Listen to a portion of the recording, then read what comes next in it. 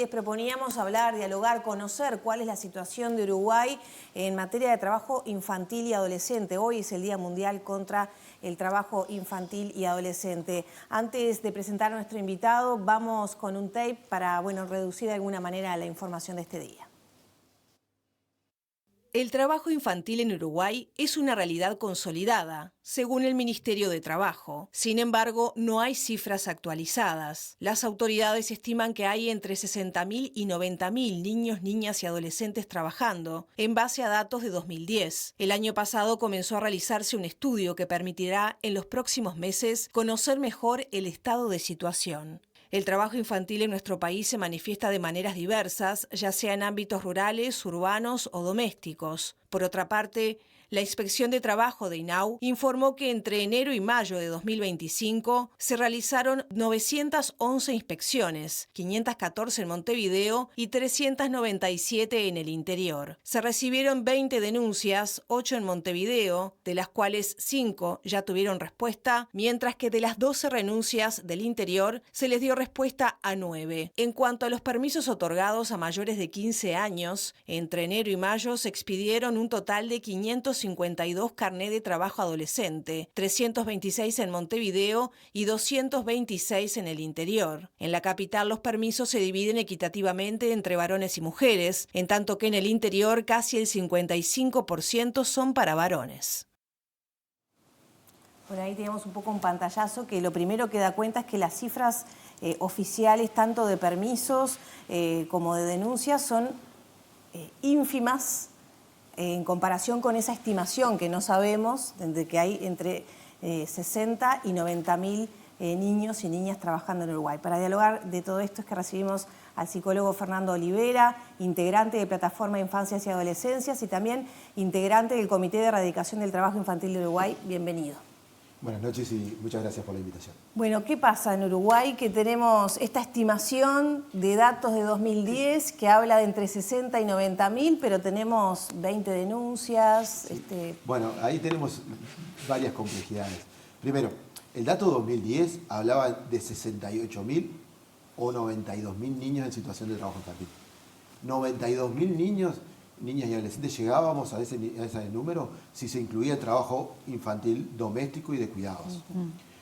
O sea que, y en la nueva encuesta eso está incluido, o sea que deberíamos hablar de 92.000 niños en situación de trabajo infantil en Uruguay. Estas cifras son las que manejó hoy el Ministerio de Trabajo, sí, ¿verdad? Alrededor del 13 y pico, casi 14% de la población infantil de Uruguay. Un disparate. ¿Te puedes comparar con algún otro país o con...? Y más o menos tenemos los mismos números que la región, que anda 1 de cada 10, pero si comparamos el nivel de ingreso de Uruguay y lo comparamos con otros países fuera de la región con el mismo nivel de ingreso, hablamos de un 4 o 5% de trabajo infantil y acá hablamos de más de un 10%. O sea, duplica la cifra en países de mismo nivel de ingreso. O sea, tenemos un serio inconveniente en cuanto a cómo visualizamos y pensamos cuestiones de trabajo infantil. Primero que nada, el CETI fue creado en el año 2000 como Comité de Erradicación. Bueno, ya ahí la denominación ha quedado un poco en desuso, ¿no? Solo sigue incluyendo la erradicación cuando todas las organizaciones, todos los que trabajamos en esto, trabajamos sobre la prevención y erradicación. O sea que ya ahí hay que incluir otras patas. No solo eso, tuvimos cifras oficiales en el 2010 y sin embargo Uruguay nunca creó un plan nacional para la erradicación y prevención de trabajo infantil. O sea que tenemos un CETI que tiene una historia de 25 años. Uruguay ha firmado una serie de acuerdos internacionales, entre los cuales estaba el Objetivo de Desarrollo Sostenible 8.7, que era la erradicación del trabajo infantil para el 2025, y nunca creamos un plan para erradicarlo. Entonces ahí ya partimos de un serio inconveniente. Tenemos un segundo inconveniente que tiene que ver con la institucionalidad que tenemos involucrada en el tema de trabajo infantil. Dentro del CETI convergen una serie de actores, de cámaras empresariales, Asociación Nacional de ONG, PIT-CNT, y dentro del gobierno lo lideran el Ministerio de Trabajo e INAU. Los ámbitos que tenemos para las cuestiones de trabajo infantil son meramente de control. O sea, la inspección de trabajo de INAU y la inspección de trabajo infantil, la inspección de trabajo infantil dentro de INAU y la inspección de trabajo del Ministerio. Obviamente el Contralor es necesario, pero no suficiente, Porque cómo incluimos toda la pata de prevención, promoción de derechos, si intervenimos, cómo restituimos derechos. O sea, hay que crear una nueva institucionalidad que contemple la complejidad de la temática. Fernando, ¿y cómo se dirige ese trabajo? ¿Cómo se empieza? Y además también me gustaría definir qué se considera como trabajo infantil, que también tiende a desterrar algunas creencias de eso de que se ayuda a la familia, de que de alguna manera genera buenos hábitos, que es mejor que esté trabajando que con el celular. Bien. Sí, bueno, aparecen una cantidad de mitos con respecto al tema de trabajo infantil. Lo primero es que hay que pensar que el trabajo infantil es parte de la estrategia de supervivencia de muchas familias en Uruguay. Entonces, lo primero que hay que hacer es no culpabilizar a las familias que quedan involucradas en esto. Aquí hay una clara responsabilidad del Estado. En esa estrategia de supervivencia que tienen las familias deben resolver la cotidianidad, desde la alimentación, la vivienda, los cuidados. Obviamente, en hogares monoparentales con jefatura femenina o con muy bajos ingresos, cómo se cubre esos ingresos, y es con la mano de obra infantil. Entonces ahí hay todo un tema sumamente complejo que tiene que ver con actividades que empiezan a desarrollar niños, niñas y adolescentes. Nosotros hemos detectado a partir de los 8 años más o menos, y que en los 11, 12, 13 años empieza a competir directamente con el sistema educativo. Pero bueno, la definición que más nos hemos acercado en esta complejidad es toda actividad que desarrolla niños, niñas y adolescentes antes de los 14 años o posterior a los 15 años, que pongan en riesgo su salud, que pongan en riesgo su vida, y que puede ser remunerada o no, porque en realidad muchas veces esta pata de trabajo infantil lo que hace es acompañar la actividad que desarrolla la familia. Lo vemos en la feria, lo vemos en los puestos callejeros, lo vemos en la actividad en el campo, lo vemos en la construcción informal, en los talleres, en el lavado de autos, sobre todo en los canales informales de la economía. Y bueno, y a su vez eso complejiza la situación, el crecimiento de las economías ilegales. Por ejemplo, vinculadas al tema del micro y el narcotráfico. ¿Y otras. ¿Qué participación están teniendo los niños? Y bueno, últimamente hemos visto niños, niñas y adolescentes baleados por otros niños, niñas o adolescentes. O sea, cumplen cuestiones de seguridad en el microtráfico, son campanas en boca, bueno, un montón de roles o situaciones. Y ahí volvemos inclusive a cuestiones, divisiones sexuales del trabajo muy previas, que pensamos que habíamos avanzado, donde los varones quedan más vinculados al externo y las niñas a lo interno, a lo doméstico, y también cumplen algunos roles dentro de las bocas que tienen que ver con el servicio doméstico, atender a los adultos del lugar, y bueno, y hasta cadenas de explotación sexual y un montón de aspectos. Sí, y eso que estás hablando complejiza también, teniendo en cuenta que hace 20 y pico de años que esto no se actualiza y no se encara, las nuevas formas también de utilizar a los niños y lo difícil que es medirlo. ¿Se puede medir ahora con estos números cómo fue diagramada esta encuesta, realmente llegar a esa manera? Hemos tenido declaraciones de maestras que saben que van en las mochilas ellos a la escuela. Ni que hablar, ahora después nos metemos con el tema deserción, que poco se habla de que no, por qué no están yendo realmente con toda esta problemática a la escuela, ¿no? Pero con respecto a eso, ¿lo ves que podamos tener realmente números en ese aspecto, en lo ilegal? Ahí la encuesta no mide estos aspectos ilegales. Claro. O sea que toda esta pata de lo ilegal no va a estar en la encuesta. La encuesta nos va a dar una cifra, pero sabiendo que toda medición no contempla toda la dimensión de la problemática. Inclusive, en esto de las nuevas formas de trabajo infantil, la web y todos los desarrollos de plataformas que hay actualmente, hemos detectado una cantidad de trabajo infantil que para los que estamos en la temática hace muchos años se nos complejiza mucho la situación. El otro día estábamos en una charla con unos adolescentes que estaban con los adolescentes periodistas de la plataforma y empezaron a charlar sobre algunos aspectos que realmente son dimensiones que nosotros realmente en nuestra cabeza no logramos dimensionar. aparecen juegos, niños, niñas, adolescentes vinculados a juegos clandestinos, online, que generan determinados productos que después eso se cotizan dentro de la web y son vendidos.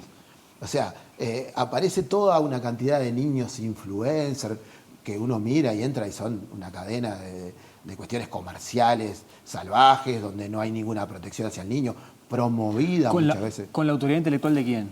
Y muchas veces lo promueven las familias porque eso es una forma de ingreso.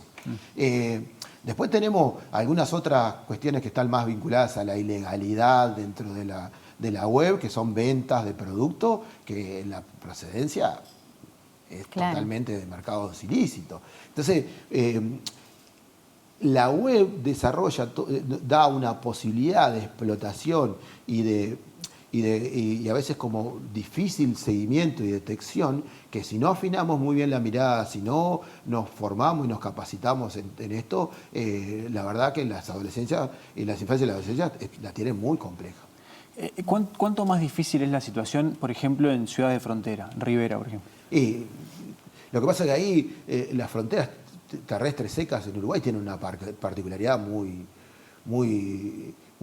compleja, que deberíamos abordarla binacionalmente. A veces pensamos que las soluciones solo deben de ser abordadas desde un lugar del territorio. Ahí tenemos una realidad que yo no conozco la de Rivera, pero soy de Lascano y conozco el Chuy hace muchos años y conozco mucho de la realidad de cómo se convive en una frontera, esa realidad que es cruzar una calle. Y bueno, hace 3, 4 años el Ministerio de Trabajo brasilero vino a hacer unas inspecciones de trabajo y detectó situaciones casi de esclavitud en los supermercados de la frontera, donde estaban niños y niñas adolescentes involucrados que estaban, cuando uno sale de las cajas de los supermercados, al otro lado son los que arreglaban las cajas y todo eso y te las llevaban al auto. Esos solo estaban por la propina que le dejaran las personas que estaban ahí.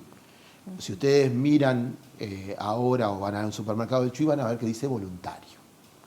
O sea, trampearon y ya no hay niños. Trampearon la situación de explotación poniéndole voluntario. Son situaciones de explotación donde la gente no percibe un salario por eso. O sea, el desarrollo de la informalidad en muchos lugares del país. Nosotros tenemos una informalidad que anda en el entorno del 20% a nivel nacional. Pero si uno la desagrega por territorios, el caso de Artigas, anda en el entorno del 50%. Entonces ahí tenemos semáforos en rojo. ¿Y ahí los cultivos de caña están participando? Bueno, acabamos de tener una denuncia. Acabamos de tener una denuncia de que hay trabajadores que van por el pago por pasta base y a su vez que había una situación donde estaba involucrado un adolescente de 17 años que hace más de 5 años que estaba involucrado. En el cultivo, Uruguay firmó un acuerdo de que perseguir todo el trabajo infantil en el año 2022 o 2023, de perseguir todo el trabajo infantil en toda la cadena de producción, o sea que lo que consumimos cada uno en su casa no tenga mano de obra infantil, y no lo podemos garantizar ni en el tabaco, ni en el azúcar, ni en una cantidad de productos que llegan a nuestro hogar. ¿Uruguay está incumpliendo con tratados internacionales en materia de prevención de trabajo infantil y adolescente? Totalmente, y hace muchos años. De hecho, al no desarrollar una estrategia, por ejemplo, si hoy tuviéramos esta encuesta diera mejores cifras, no sabemos ni por qué. ¿Cuál sería la mejor política que ha actuado sobre eso? No tenemos ni idea. Entonces, necesitamos, sí, cifras cuantitativas, pero necesitamos trabajo cualitativo. Necesitamos que la universidad nos pueda brindar otras herramientas. Necesitamos investigar sobre las diferentes tipologías de trabajo infantil y cómo se comportan en esos territorios.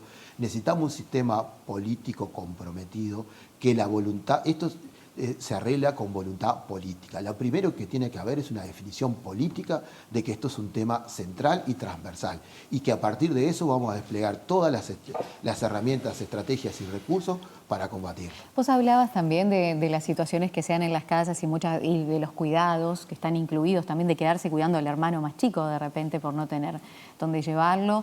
¿Cómo influye todo esto? Porque estamos hablando primero la deserción escolar, que era algo de lo que no hablábamos. Hablábamos más de la edad adolescente, pero la deserción realmente escolar.